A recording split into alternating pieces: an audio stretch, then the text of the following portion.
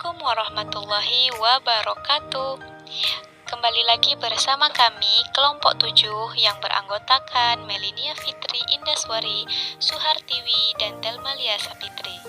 Baiklah, pada kali ini kami akan membahas mengenai tentang strategi pembelajaran quantum learning. Dalam pembahasan kali ini, kami akan membahas mengenai konsep quantum learning, rasional 7 langkah-langkah dalam strategi pembelajaran berbasis quantum learning, prosedur penerapan pembelajaran quantum learning, dan implementasi strategi pembelajaran berbasis quantum learning. Oke, langsung saja kita masuk ke pembahasan yang pertama, yakni konsep quantum learning. Dalam konsep quantum learning ini, yang pertama saya akan membahas mengenai pengertian quantum learning. Nah, quantum learning ini lahir dari usaha yang dilakukan oleh Dr. Georgi Lazonov. Dia ini adalah seorang guru berkebangsaan Bulgaria yang melakukan percobaan terhadap pendapat yang mengatakan tentang sugestologi atau sugestopedia. Nah, kuantum ini jika diartikan sebagai interaksi yang mengubah energi menjadi cahaya, karena semua energi adalah kehidupan dan dalam proses pembelajaran mengandung keberagaman dan interdeterminisme. Dengan kata lain, interaksi-interaksi ini yang dimaksud adalah mengubah kemampuan dan bakat alamiah anak didik menjadi cahaya yang akan bermanfaat bagi mereka sendiri dan bagi orang lain. Nah, maksudnya di sini adalah interaksi-interaksi ini adalah proses pembelajaran yang mana proses pembelajaran ini bertujuan untuk meningkatkan kemampuan serta menimbulkan bakat-bakat alamiah peserta didik sehingga dapat menstimulasi perkembangannya, sehingga dengan stimulasi yang berkembang maka akan bermanfaat bagi anak didik dan bagi orang lain. Jadi, dengan model pembelajaran kuantum ini akan mengkaji tentang teori otak kanan ataupun otak kiri, turun pilihan modalitas teori kecerdasan ganda, pendidikan holistik, belajar berdasarkan pengalaman, belajar dengan simbol, dan stimulasi permainan. Nah, quantum learning ini juga disebut sebagai sugesti. Sugesti di sini dimaksudkan adalah penerapan sugesti yang baik terhadap anak. Nah, dapat kami simpulkan bersama bahwasannya model pembelajaran quantum learning ini adalah suatu gaya atau rancangan pembelajaran yang menyenangkan bagi semua anak, karena model pembelajaran ini didesain untuk menggunakan berbagai metode dan ideologi belajar yang dapat diterapkan oleh semua tingkat. Nah, model pembelajaran kuantum ini adalah model pembelajaran yang bisa diterapkan di semua tingkat usia, baik anak usia dini sampai jenjang sekolah menengah atas. Nah, model pembelajaran quantum learning ini juga merupakan sebuah falsafah dari interaksi-interaksi yang mengubah tindakan untuk mencapai sebuah tujuan pembelajaran yang ingin dicapai dengan pembelajaran tentunya yang menyenangkan bagi anak usia dini. Nah, selanjutnya B. Prinsip-prinsip pembelajaran quantum learning. Di sini ada 1. Segalanya berbicara. Maksudnya dalam hal ini memiliki arti yang baik dalam lingkungan sekolah di mana guru diharapkan merancang suatu pembelajaran yang dapat memberikan motivasi dan pesan-pesan bagi anak. Selanjutnya, ada bawalah dunia mereka, yakni peserta didik ke dalam dunia kita. Dunia kita ini adalah dunia pendidik, dan antarkan peserta didik ke dalam dunia mereka. Artinya di sini pendidik mengajak anak untuk mengenal sesuatu, misalnya mengajak anak untuk mengenal nama-nama benda dan tumbuhan dan kegunaannya untuk apa, sehingga peserta didik nantinya bisa memahami suatu benda tersebut bisa dipakai untuk apa dan tumbuhan tersebut bisa digunakan untuk apa. Selanjutnya, segalanya bertujuan. Maksudnya di sini, dalam hal ini segala sesuatu yang dikerjakan baik dalam proses pembelajaran diharapkan memiliki tujuan yang jelas, sehingga pada saat pembelajaran ada tujuan yang ingin dicapai dan ada tujuan yang ingin diselesaikan. Selanjutnya, mengakui setiap usaha. Nah, pada prinsip ini, dalam semua usaha yang telah dilakukan oleh peserta didik, maka setiap usaha yang dilakukan oleh peserta didik haruslah dihargai dan diakui. Karena setiap usaha yang dilakukan dalam belajar, walaupun peserta didik itu salah, maka patut dihargai. Karena belajar itu diartikan sebagai usaha yang mengandung resiko.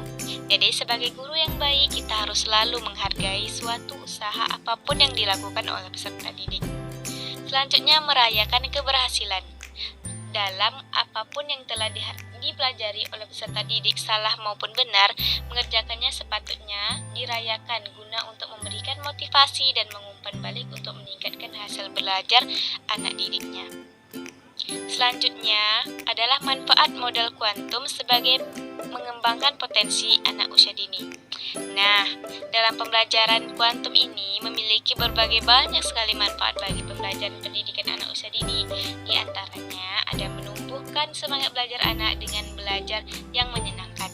Maksudnya, karena model pembelajaran ini dikemas dengan pembelajaran yang menyenangkan dan nyaman, seperti dikemukakan oleh Hamci Bobby, The Potters, bahwa model pembelajaran kuantum ini adalah model pembelajaran yang menyenangkan bagi anak. Selanjutnya, menumbuhkan mental bagi anak. Nah, di sini meningkatkan daya pikir yang kreatif terhadap peserta didik, memberikan dampak positif terhadap sikap peserta didik, memaksimalkan kekuatan pemikiran dalam pembelajaran anak, dan menumbuhkan jiwa-jiwa kreativitas yang tinggi terhadap peserta didik. Baiklah, selanjutnya pembahasan yang kedua yaitu rasional 7 langkah-langkah dalam strategi pembelajaran berbasis quantum learning. Yang pertama ada kekuatan ambak. Ambak merupakan motivasi yang didapat dari pemilihan secara mental antara manfaat dan akibat-akibat suatu keputusan. Dengan adanya motivasi, maka keinginan untuk belajar akan selalu ada. Pada langkah ini, anak akan diberi motivasi oleh guru agar mereka dapat mengidentifikasi dan mengetahui manfaat ataupun makna dari setiap pengalaman maupun peristiwa yang dilalui dalam proses pembelajaran. Yang kedua, penataan lingkungan belajar. Penataan lingkungan belajar sangat diperlukan dalam proses pembelajaran. Guru sebisa mungkin menata lingkungan belajar yang dapat membuat anak merasa aman dan nyaman.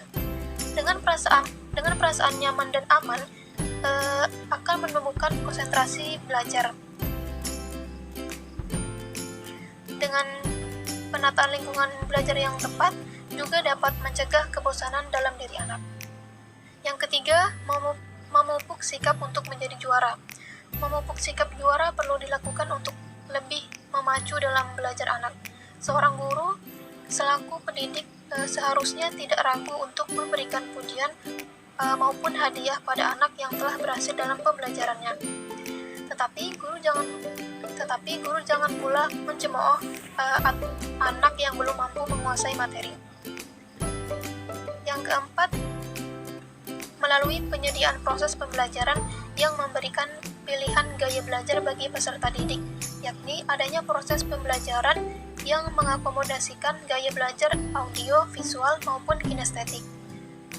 Yang kelima, pembiasaan peserta didik untuk mencatat dan membaca atau dalam kata lain, pembiasaan aktivitas literasi. Yang keenam, melatih daya kreatif pada peserta didik, yakni dengan membiasakan peserta didik untuk terbiasa memunculkan ide-ide kreatif melalui bimbingan guru. Dan yang terakhir yaitu melatih kekuatan memori. Dalam belajar, anak memiliki kekuatan memori yang sangat diperlukan, sehingga anak didik perlu dilatih untuk mendapatkan kekuatan memori yang baik. Dari ketujuh langkah di atas dapat sepenuhnya dijadikan sebagai haluan untuk mendesain proses pembelajaran bagi para guru. Selanjutnya ada pun langkah-langkah pembelajaran quantum learning menurut Lozanov. Dibagi menjadi 3 kegiatan. Yang pertama, kegiatan awal. Kegiatan awal ini bertujuan untuk memberikan pemahaman kepada anak agar mereka mengetahui materi apa yang akan dipelajari dan memberitahukan kepada anak apa tujuan dari pembelajaran materi tersebut. Dalam pembelajaran PAUD, kegiatan awal ini dilakukan dengan memberitahukan kepada kepada anak agar mereka mengetahui apa yang akan mereka lakukan selama proses pembelajaran. Yang kedua, kegiatan inti. Kegiatan inti ini pertama kali diisi dengan memberikan pengalaman sebelum konsep. Sebelum anak mengenal konsep materi yang akan dipelajari, guru memberikan pertanyaan kepada anak tentang apa saja yang mereka ketahui mengenai materi tersebut serta menjelaskan materi tersebut. Setelah itu, pendidik juga patut untuk memberikan pujian kepada peserta didik yang terlibat aktif pada saat proses pembelajaran berlangsung. Dan yang ketiga, kegiatan penutup. Pada kegiatan penutup ini, guru mengulang materi secara singkat tentang hasil kegiatan yang telah dilakukan selama proses pembelajaran. Kegiatan ini sebagai bahan refleksi bagi anak beserta guru. Dan selanjutnya, guru perlu untuk mengonfirmasikan materi selanjutnya yang akan dipelajari. Selanjutnya, materi yang ketiga yaitu prosedur penerapan pembelajaran quantum learning di RA. Ada 5 prosedur penerapan pembelajaran quantum learning di RA, yaitu yang pertama, memberikan rangsangan stimulus akan kesadaran diri anak dengan berbagai macam hal yang dialami oleh peserta didik. Yang kedua, penataan lingkungan. Sudah jelas sekali bahwa penataan lingkungan sangat berpengaruh terhadap proses belajar dan mengajar. Bahkan tidak hanya anak usia dini saja yang membutuhkan penataan lingkungan, akan tetapi semua pendidikan dari pendidikan dasar sampai perguruan tinggi juga membutuhkan lingkungan belajar yang kondusif guna untuk melancarkan proses belajar mengajar dengan nyaman dan menyenangkan. Yang ketiga, menanamkan sikap percaya diri. Sikap percaya diri dalam diri anak merupakan salah satu aspek yang perlu diperhatikan oleh pendidik.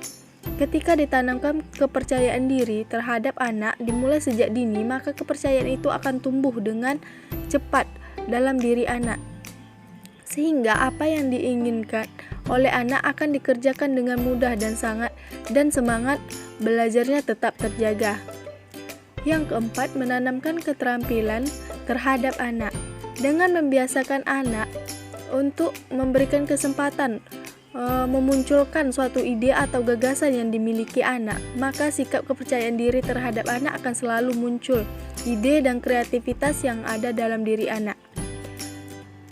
Dan yang terakhir, membiasakan anak melatih daya ingat.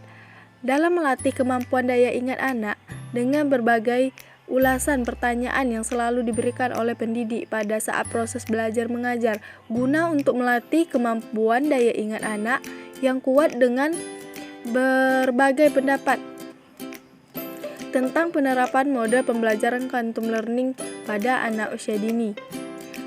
Selanjutnya, materi yang keempat yaitu implementasi strategi pembelajaran berbasis quantum learning.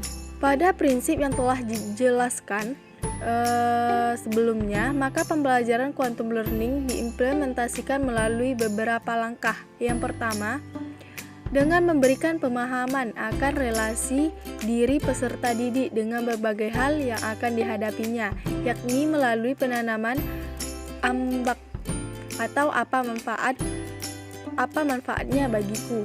Yang kedua, melalui penataan lingkungan belajar yang baik agar kondusivitas pembelajaran dapat terjaga. Yang ketiga, melalui pemupukan sikap mandiri dan kepercayaan diri agar semangat belajar peserta didik tetap terjaga. Yang keempat, melalui penyediaan proses pembelajaran yang memberikan pilihan gaya belajar bagi peserta didik, yakni adanya proses pembelajaran yang mengkomodasikan gaya belajar audio, visual maupun kinestetik. Yang kelima, dengan membiasakan peserta didik untuk mencatat dan membaca, atau dalam kata lain membiasakan aktivitas literasi.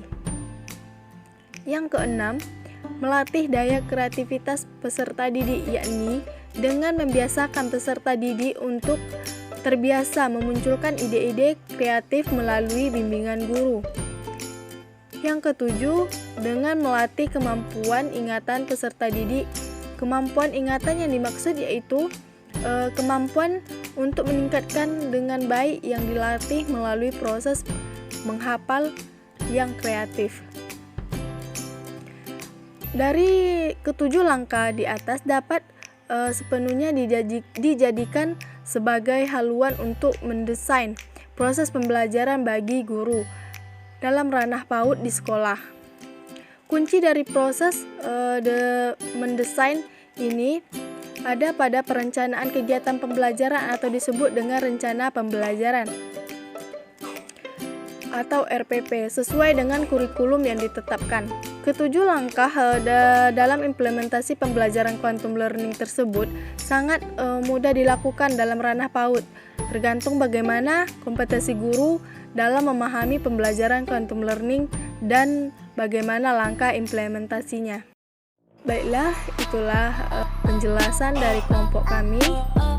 Lebih dan kurangnya kami mohon maaf. Wassalamualaikum warahmatullahi wabarakatuh.